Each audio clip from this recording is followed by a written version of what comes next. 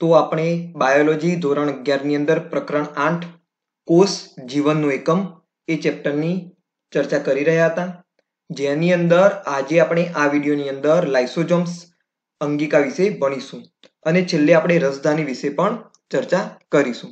તો આજે સૌથી પહેલા આપણે વાત કરીએ લાઇસોસોમ્સ વિશે. તો પહેલા તો જોઈએ કે લાઇસોસોમ્સની શોધ કોણે કરી હતી. તો ક્રિશ્ચિયન ડે ડ્યુએ નામના વૈજ્ઞાનિકે આ અંગિકા 1949માં શોધી હતી. કોને શોધી હતી? તો ક્રિશ્ચિયન ડે ડ્યુએ. તો આને વંચાય ડે ડ્યુએ. ખ્યાલ આવી ગયો? તો લગભગ મોટાભાગના કોષોમાં જોવા મળે છે, એટલે કે સુકોષ કેન્દ્રીય કોષોમાં જોવા મળશે. મોટાભાગના સુકોષ કેન્દ્રીય કોષોમાં આ અંગિકા જોવા મળે છે, પરંતુ કેટલાક સુકોષ કેન્દ્રીય કોષોમાં આ અંગિકા ગેરહાજર પણ હોય છે. જેમ કે અહીંયા એક્ઝામ્પલ આપેલા છે યુગ્લીના જેવા પ્રજીવોની અંદર. એના પછી યીસ્ટ જેવી ફૂગની અંદર પણ આ ગેરહાજર હોય છે. યીસ્ટ જેવી ફૂગમાં પણ એ ગેરહાજર હોય છે. તેમજ પુખ્ત સસ્તનના આરબીસીમાં આ અંગિકા ગેરહાજર હશે. તો લાઇસોસોમ શબ્દ કોણે આપ્યો હતો? તો લાઇસોસોમ શબ્દ આ જ વૈજ્ઞાનિકે આપેલો હતો, ક્રિશ્ચિયન ડે ડ્યુએ આપેલો હતો. અને એમણે જ કહ્યું હતું કે આ અંગિકા આત્મઘાતી કોથળી છે. તો આ શબ્દ તમે પહેલા પણ ભણી ચૂક્યા છો ધોરણ 10 યા 9 ની અંદર, કે જેની અંદર તમે લાઇસોસોમને શું કહેતા હતા? આત્મઘાતી કોથળી અથવા તો આત્મઘાતી અંગિકા.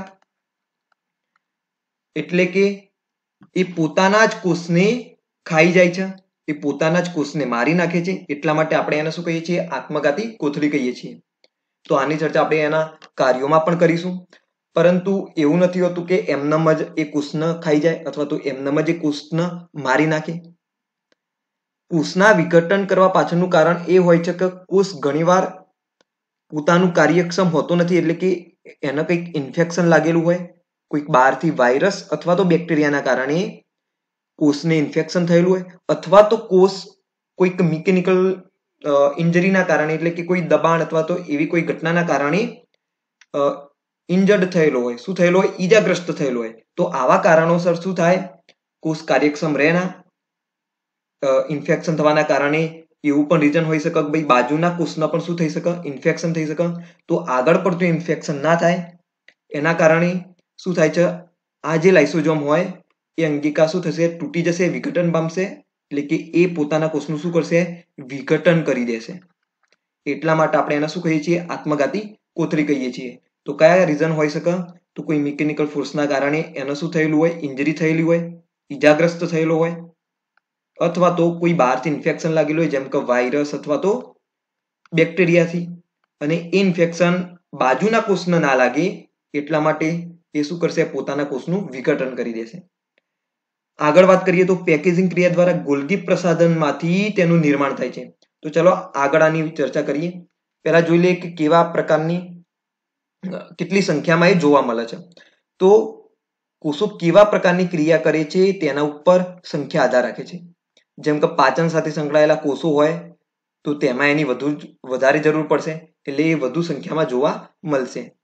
પાચન સાથે સંકળાયેલા કોષો એટલે કે ડબ્લ્યુબીસી, જે ભક્ષક કોષો છે, એટલે કે શું કરશે? બહારથી આવેલા જે બિનજરૂરી જે પદાર્થો છે, વાયરસ બેક્ટેરિયા જેવા પદાર્થો, અણુઓ, એમનું શું કરશે? વિઘટન કરશે. બીજું છે ફેગોસાઇટ્સ. તો ફેગોસાઇટ્સ પણ એ જ ક્રિયા કરશે, બહારથી આવેલા જે વાયરસ બેક્ટેરિયા હોય એમની સાથે લડશે, એમનું વિઘટન કરશે. પછી ઓસ્ટિયોબ્લાસ્ટ. બરાબર. તો આવા જે કોષો હોય એની અંદર શું હશે? લાઇસોસોમ્સ વધારે સંખ્યામાં જોવા મળશે, કારણ કે લાઇસોસોમની જરૂર વધારે હોય. લાઇસોસોમના આકારની વાત કરીએ, શેપની વાત કરીએ તો ગોળાકાર હોય, અનિયમિત આકારના પણ એ જોવા મળતા હોય છે. હવે જુઓ કે સુકોષ કેન્દ્રીય કોષોમાં જે પણ અંગિકાઓ હોય કેવી હોય? મેમ્બ્રેન બાઉન્ડ હોય, એટલે કે પટલમય હોય. એમના ફરતે શું હોય? પટલ આવેલું હોય. તો અહીંયા પણ જો આ મેમ્બ્રેન લખેલું છે, પટલ. તો લિપિડથી દ્વિસ્તરનું પટલ ધરાવે છે, એટલે કે લિપિડનું દ્વિસ્તર આ ધરાવે છે. લાઇસોસોમ શું ધરાવે છે? પટલ ધરાવે છે. પટલ શેનું બનેલું હોય? તો લિપિડનું બનેલું હોય. અને લિપિડ પણ કેવા? બે સ્તરમાં ગોઠવાયેલા હોય છે. જેવી રીતે તમે કોષરસ પટલમાં જોયું હતું કે લિપિડ કેવી રીતે ગોઠવાયેલા હોય છે? આ રીતે પટલ લિપિડ ગોઠવાયેલા હોય છે. દ્વિસ્તરમાં, એવી જ રીતે અહીંયા પણ લિપિડ કેવા દ્વિસ્તરમાં ગોઠવાયેલા હશે લાઇસોસોમની અંદર. ઓકે, હવે જુઓ આગળ આપણે એક પોઈન્ટ બાકી રાખ્યો તો કયો, તો પેકેજિંગ ક્રિયા દ્વારા ગોલ્ગી પ્રસાધનમાંથી તેનું નિર્માણ થાય છે. એટલે કે ગોલ્ગી પ્રસાધનમાંથી જ કોણ બનશે? લાઇસોસોમ બનશે. અને કેવી રીતે બનશે? તો ગોલ્ગી પ્રસાધનમાં શું થાય? તો જે ઉત્સેચકો બનેલા, જે પ્રોટીન્સ બનેલા હોય એ પ્રોટીન્સનું ફાઇનલ પેકેજિંગનું કામ ગોલ્ગી પ્રસાધનમાં થાય. તો છેલ્લે પણ આપણે આની ચર્ચા કરી હતી. તો ત્યાં આગળ શું થશે? જે વિવિધ ઉત્સેચકો હોય, આ જે લાઇસોસોમ હોય એ વિવિધ ઉત્સેચકો ધરાવે છે. શું ધરાવે છે? ઉત્સેચકો ધરાવે છે, હાઇડ્રોલાઇટિક ઉત્સેચકો.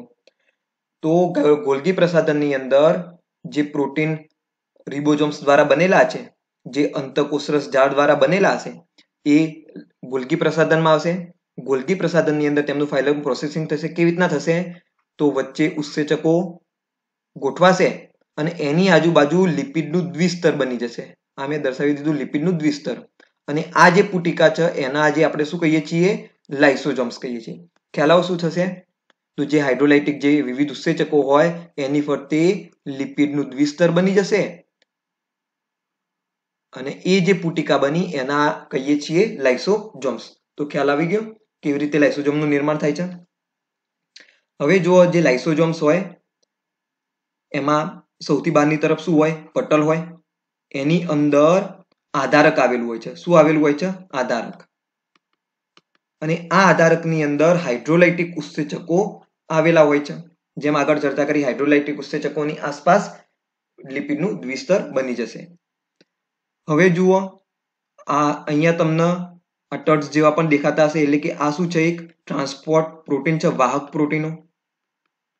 તો જેમ કોષરસ પટલમાં પણ કોષની બહાર અને અંદર કોષોનું વિવિધ પદાર્થોનું જે પ્રોટીન હોય, ઉત્સેચકો હોય, એના સિવાય પણ બીજા જે પદાર્થો હોય જે ચયાપચયની ક્રિયામાં ઉપયોગી હોય, એનું વહન કરવા માટે શું હતા? વાહક પ્રોટીન હતા.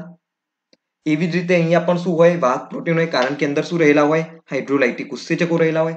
હાઇડ્રોલાઇટિક ઉત્સેચકોને બહાર જરૂર પડતી હોય તો એમના વહન માટે શું રહેલા હોય છે? વાહક પ્રોટીન રહેલા હોય છે. હવે જોઈએ કે કેવા પ્રકારના ઉત્સેચકો એના રહેલા હોય છે. તો આગળ જેમ ચર્ચા કરી, હાઇડ્રોલાઇટિક ઉત્સેચકો જેવા કે લાઇપેઝ, પ્રોટીએઝ, કાર્બોહાઈડ્રેટ્સ, ન્યુક્લિએઝ, પછી ફોસ્ફેટેઝ પણ હોય છે, એસ્ટરેઝ પણ હોય છે. એસ્ટરેઝ, પછી ફોસ્ફેટેઝ, આવા વિવિધ ઉત્સેચકો એની અંદર રહેલા હોય છે. તો પહેલા તો સમજીએ કે હાઇડ્રોલાઇટિક ઉત્સેચકો કોને કહેવાય? એટલે કે જે ઉત્સેચકો જળ વિભાજનની ક્રિયામાં ઉપયોગી હોય, જળ વિભાજન કરતા હોય કોઈ ઘટકનું, એના આપણે શું કહીએ છીએ? હાઇડ્રોલાઇટિક ઉત્સેચકો કહીએ છીએ. શું કરશે? જળ વિભાજન કરશે. એટલા માટે અહીંયા શબ્દ વાપર્યો છે હાઇડ્રોલાઇટિક ઉત્સેચકો. જેમ કે લાઇપેઝની જો વાત કરીએ તો સ્પેશિયલ લિપિડનું જો જળ વિભાજન કરતા હોય તો એવા ઉત્સેચકોને આપણે કહીએ છીએ લાઇપેડ. પ્રોટીઝ એટલે કે પ્રોટીનનું જળ વિભાજન કરતા હોય. કાર્બોહાઈડ્રેટ્સ એટલે કે કાર્બોહાઈડ્રેટનું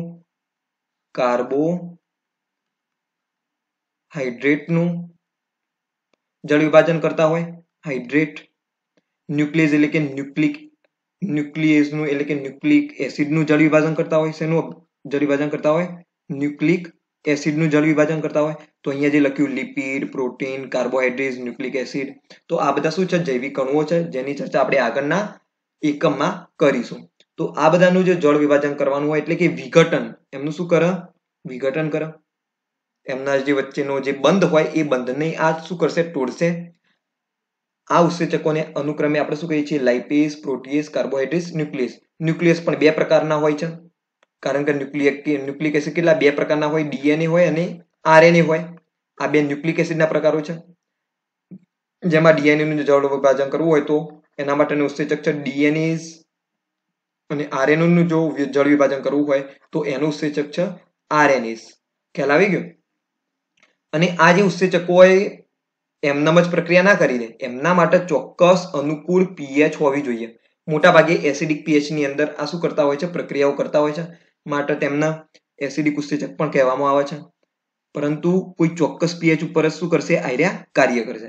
ખ્યાલ આવી ગયો? નેક્સ્ટ ચર્ચા કરીએ આપણે લાઇસોસોમના પ્રકારોની. તો આધારક દ્રવ્યને આધારે તેની 4 પ્રકારોમાં પાડવામાં આવે છે. આધારક દ્રવ્યને આધારે. તો આધારકમાં શું રહેલું હોય? ઉત્સેચકો રહેલા હોય તો એ ઉત્સેચકોને આધારે અહીંયા પ્રકારો પાડવામાં આવેલા છે.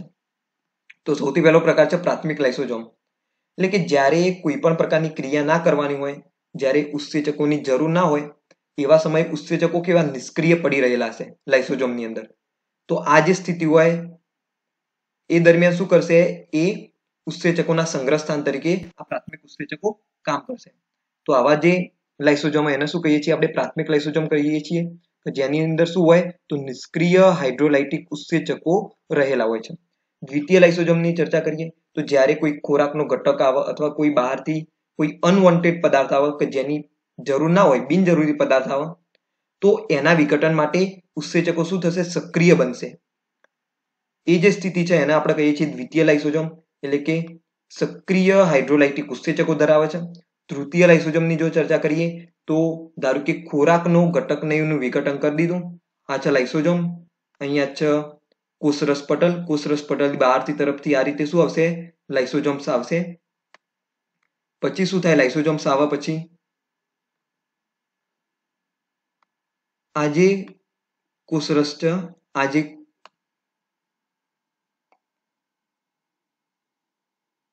આ જે કોષરસ પટલ હતું એમાં આ રીતે શું જોવા મળશે, અંદરની તરફ આ રીતે કોષરસ પટલ વળશે અને અહીંયા શું આવશે, પદાર્થ આવશે. પછી આ પદાર્થ આ રીતે આની અંદર પ્રવેશશે અને એની સાથે આ લાઇસોસોમ શું કરશે, ક્રિયા કરશે, લાઇસોસોમના સંપર્કમાં આવશે. અને આ જે ખોરાકનો ઘટક હોય અથવા તો કોઈ ભક્ષક અણુ હોય, જેનું ભક્ષણ કરવાનું હોય તેવું બિનજરૂરી ઘટક હોય, એનું આ લાઇસોસોમ વિઘટન કરશે.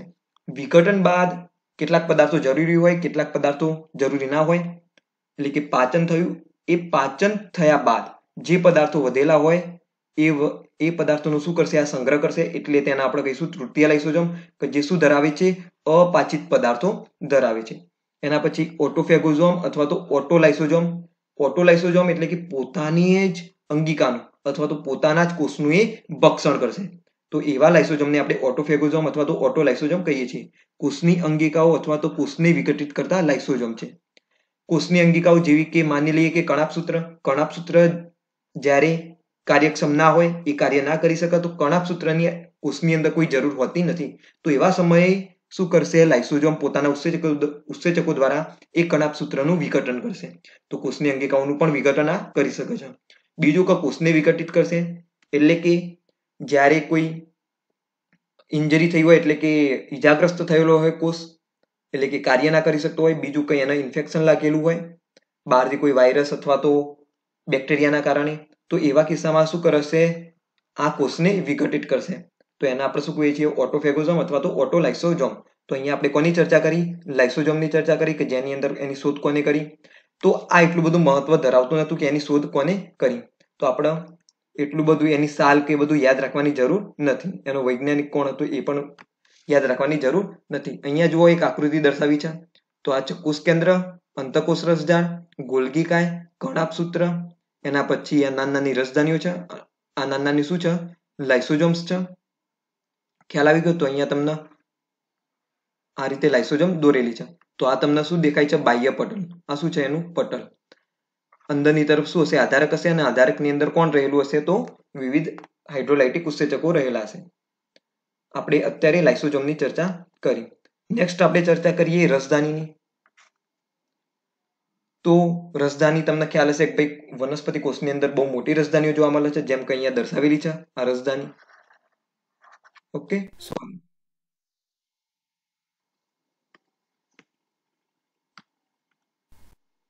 ઓકે. તો આપણે ચર્ચા કરી રહ્યા હતા રસધાનીની. તો વનસ્પતિ કોષમાં આવી મોટી રસધાનીઓ જોવા મળે છે. પ્રાણી કોષની અંદર નાની રસધાનીઓ જોવા મળતી હોય છે. તો રસધાની એ કોષરસ પટલથી ઘેરાયેલ અંગિકા છે. એટલે કે આ પણ શું હશે, પટલથી ઘેરાયેલી હશે. ઓકે. આ જે પટલ હોય એને ટોનોપ્લાસ્ટ કહેવામાં આવે છે, એટલે કે રસધાની પટલ. અહીંયા આપણે શું કહીશું, એને રસધાની એ પટલથી ઘેરાયેલી હોય છે. પટલથી ઘેરાયેલી અંગિકા છે, જેના આ પટલને આપણે કહીએ છીએ ટોનોપ્લાસ્ટ અથવા તો રસધાની પટલ. હવે રસધાની કેમ હોય, તો પાણી, રસ, પછી વિવિધ ઉત્સર્ગ પદાર્થો, પછી અન્ય દ્રવ્યોનું સંગ્રહ સ્થાન છે. એટલા માટે અહીંયા રસધાનીની જરૂર પડશે. જેમ કે કોષો વનસ્પતિ કોષો, તો વનસ્પતિ કોષોની અંદર કણાભસૂત્ર દ્વારા વિવિધ શું બનેલા હશે? પદાર્થો બનેલા છે, ખોરાક પદાર્થો. તો એ ખોરાક પદાર્થોનું સંગ્રહ સ્થાન તરીકે આ વર્તશે. એટલે કે આની અંદર શું જોવા મળશે? પાણી, રસ, ઉત્સર્ગ પદાર્થો, એના સિવાય પણ અન્ય પદાર્થો એમાં જોવા મળશે. જેમ આગળ વાત કરી, વનસ્પતિ કોષમાં બહુ મોટી રસધાની હોય, એટલે કે કોષનો 90% ભાગ આ રસધાની રોકતી હોય છે. વનસ્પતિ કોષમાં કુલ કોષના 90% જગ્યા રસધાનીથી રોકાયેલ હોય છે. એટલે કે બાકીના 10 ભાગમાં શું હોય? અંતઃકોષ રસજાળ હોય, કોષ કેન્દ્ર હોય, કણાભસૂત્ર હોય, બીજી વિવિધ અંગિકાઓ આવેલી હોય છે. પણ મોટાભાગનો જે કોષનો વિસ્તાર હોય, કોને રોકેલો હોય છે? તો રસધાનીએ રોકેલો હોય છે. 90% હોય અથવા તો 90%થી ઓછી જગ્યા પણ આ રોકેલી હોઈ શકે છે. ઘણા આયનો તેમજ અન્ય પદાર્થો સંકેન્દ્રણ ધોળાંશની વિરુદ્ધ દિશામાં રસધાની પટલ દ્વારા રસધાનીમાં સાનુકૂલિત વહન પામે છે. બરાબર? સાનુકૂલિત વહન પામે છે. એટલે કે તમે કહી શકો આ રસધાનીની અંદર કોષરસ કરતા સાંદ્રતા કેવી હોય? વધુ સાંદ્રતા હોય. કારણ કે મોટાભાગના દ્રવ્યો શું થાય? સાંદ્રતા ધોળાંશની વિરુદ્ધ દિશામાં આ રસધાનીની અંદર વહન પામેલા હોય છે, કેમ કે એમનું ત્યાં સંગ્રહ સ્થાન છે એટલા માટે. તો ઘણા આયનો અને અન્ય પદાર્થો શું થશે? રસધાની પટલ દ્વારા આ રસધાનીની અંદર સંગ્રહ પામશે. એટલે કે રસધાનીની અંદર જે રસ હોય એની સાંદ્રતા કોષરસ કરતા વધારે હશે. આ શું છે? કોષરસ. બહારનો જે ભાગ છે એ શું છે? કોષરસ. તો કોષરસ કરતા રસધાનીની અંદર જે રસ હશે એનો સાંદ્રતા વધારે હશે. અમીબામાં આકુંચક રસધાની ઉત્સર્જન માટે હોય છે. એટલે કે અમીબામાં આકુંચક રસધાની જોવા મળે છે અને આકુંચક રસધાની શું કરશે? આ રીતનું તમને ખ્યાલ હશે, અનિયમિત આકારનું અમીબા હોય કે જેની અંદર આકુંચક રસધાની હશે. આકુંચક રસધાની શું કરશે? તો જે બિનજરૂરી જે ચયાપચય બાદ જે પદાર્થો રહેલા છે એ પદાર્થના ઉત્સર્જન માટે એ ઉપયોગી છે, મહત્વપૂર્ણ છે. છેલ્લી ચર્ચા કરીએ આપણે પ્રોટિસ્ટા જેવા પ્રાણીમાં અન્નદાનીનું નિર્માણ થાય છે. અન્નદાની શું કરશે? તો વિવિધ ખોરાક પદાર્થોનું ગ્રહણ કરશે, એટલે કે સંગ્રહ સ્થાન છે. ખોરાકનો સંગ્રહ કરશે. સંગ્રહ. તો પ્રોટિસ્ટા જેવા પ્રાણીઓમાં અન્નદાનીનું નિર્માણ થાય અને અન્નદાનીમાં શું થશે? ખાદ્ય પદાર્થોનું સંગ્રહ થશે, એટલે કે ખાદ્ય પદાર્થોનું એ ગ્રહણ કરશે. તો ખ્યાલ આવી ગયો? તો આથી રસધાની. તો રસધાનીમાં શું હોય? તો રસધાની એક પટલમય અંગિકા છે. એ જે પટલથી ઘેરાયેલી હોય એ પટલને શું કહીએ છીએ? ટોનોપ્લાસ્ટ કહીએ છીએ. રસધાની શાના માટે હોય? તો વિવિધ પદાર્થોના સંગ્રહ સ્થાન તરીકે હોય છે. જેમ કે વનસ્પતિની વાત કરીએ તો વનસ્પતિમાં વિવિધ પ્રકાશ સંશ્લેષણની ક્રિયા બાદ જે પણ ખોરાક બન્યો એ ખોરાક ક્યાં સંગ્રહ પામશે? રસધાનીમાં સંગ્રહ પામશે. તો રસધાનીમાં તમને જોવા મળશે પાણી, પછી રસ, પછી ઉત્સર્ગ પદાર્થ, પછી અન્ય પદાર્થો જ પણ જોવા મળે. વનસ્પતિ કોષમાં બહુ મોટી રસધાની જોવા મળે છે, જે લગભગ 90% જેટલું કદ રોકે છે. પછી અહીંયા શું થાય? તો વિવિધ જે પદાર્થો હોય અથવા તો આયનો હોય એ કોષ રસમાંથી રસધાની પટલ દ્વારા રસધાનીની અંદર વહન પામશે સકેન્દ્રણ ધોરણની વિરુદ્ધ દિશામાં. ઓકે, એટલે કે રસધાનીની અંદર સાંદ્રતા વધારે હશે, કોષરસમાં સાંદ્રતા ઓછી હશે. અમીબામાં આકુંચક રસધાની જોવા મળે અને પ્રોટિસ્ટા જેવા પ્રાણીમાં અન્નદાની જોવા મળે છે. આકુંચક રસધાની શું કાર્ય કરે છે? તો ઉત્સર્જનનું કાર્ય કરે છે. અન્નદાની શું કાર્ય કરે છે? પ્રોટિસ્ટામાં ખોરાકનું ગ્રહણ કરે છે. નેક્સ્ટ તમે જુઓ, અહીંયા એક કોષ દર્શાવેલો છે જેનો 3D કોષ દર્શાવવાનો અહીંયા પ્રયત્ન કરેલો છે. તો આ શું છે? મોટી તમને દેખાય રસધાની છે. આ તમને દેખાતા હશે કર્ણાભસૂત્ર. અહીંયા તમને કોષ કેન્દ્ર જોવા મળે છે. બરાબર? અહીંયા આગળ શું હશે? જનીન દ્રવ્ય હશે એનું. આ કોષ કેન્દ્રના ઘેરાયેલી છે એ છે અંતઃકોષ રસજાળ.